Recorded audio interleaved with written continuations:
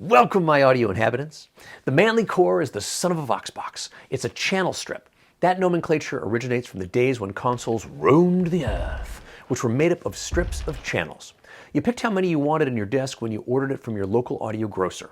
Each strip consisted of a mic preamplifier, EQ, routing, etc. When the great digital meteor struck the earth and consoles all but vanished, people still needed the same functionality, but in a compact form factor. Thus, the standalone channel strip was born. To set up this mastodon for vocals, push in the mic line button and the 120 Hz high-pass filter to eliminate some of the low-frequency dross.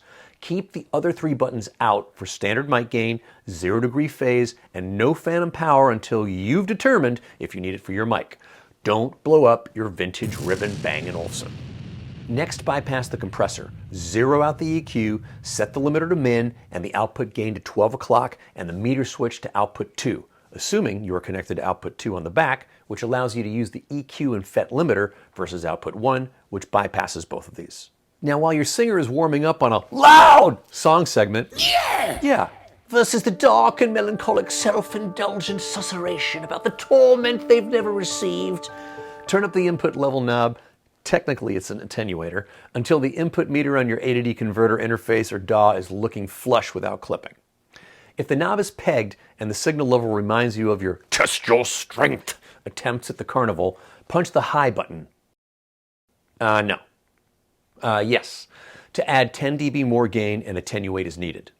Now flip the meter switch to gain reduction and the compressor bypass to in. Start with the attack and release controls at noon while bringing up the compression knob, which is dropping the threshold, making it react to quieter stimuli as the knob travels clockwise. The goal is to get the vocal to sit in place and support the storytelling of the song.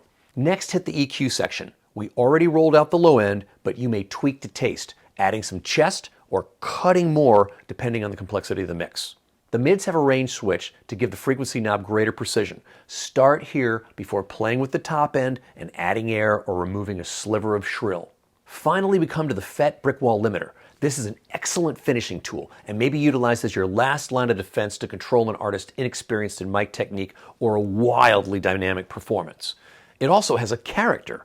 For example, you may exaggerate it on a bass for pleasurable overdrive. When you find your magic setting, juice up the output just a smidge to balance the lost gain from the compressor and limiter.